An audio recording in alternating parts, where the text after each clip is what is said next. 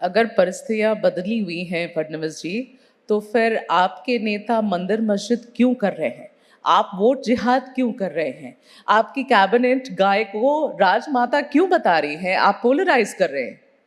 पहली बात तो यह है कि गाय को राज्य माता बताना, इसमें क्या पोलराइजेशन है? अरे भाई, अगर हम गौ माता का संवर्धन करना चाहते हैं, और कौन सी गाय? देसी गाय की बात की है। देसी गाय को राज्य माता का दर्जा देकर इस देश में अगर हमारे किसानों की जमीन को बंजर होने से बचाना है, तो सबसे ज्यादा आवश्यकता है कि देश में देसी गाय का संवर्धन हो।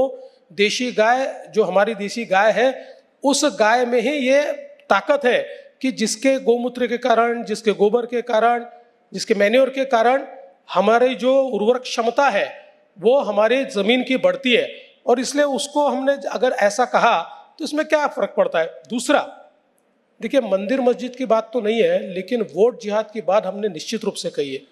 क्योंकि जो लोकसभा के चुनाव हुए, उस चुनाव में जिस प्रकार से पोलराइजेशन करने का प्रयास किया, पोलराइजेशन ही किया।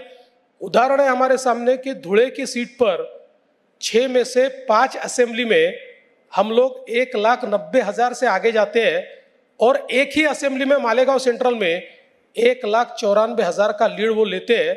और ये मैंने इसको वोट जिहाद इसलिए कहा कि सारे जो धार्मिक स्थल है उस पर बैनर लगते हैं कि आप वोट नहीं करेंगे तो आप अल्लाह से दुश्मनी करोगे, अल्लाह का अपमान करोगे, जो भाषा है उसमें।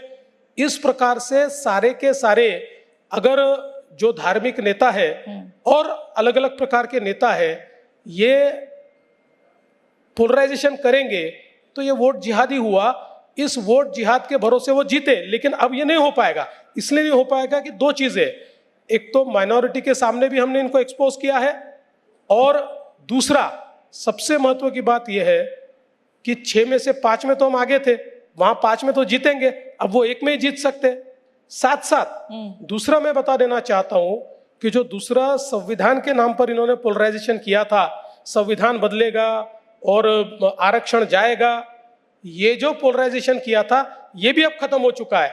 और सबसे बड़ी बात, राहुल गांधी जी अमेरिका में जाकर जब आरक्षण के ऊपर बोलते हैं और नाना पटोले जी उसका समर्थन करते हैं, तो सीधे सीधे लोगों के भी ध्यान में आता है इनके खाने के दांत अलग है और दिखाने के दांत अलग है। इसलिए अब कोई नैरेटिव नहीं चलेगा, कोई फेक नैरेटिव नहीं चलेगा। सीधे लोगों तक हमारी बातें, हमारी स्कीम्स पहुंच रही है, हम जीतेंगे।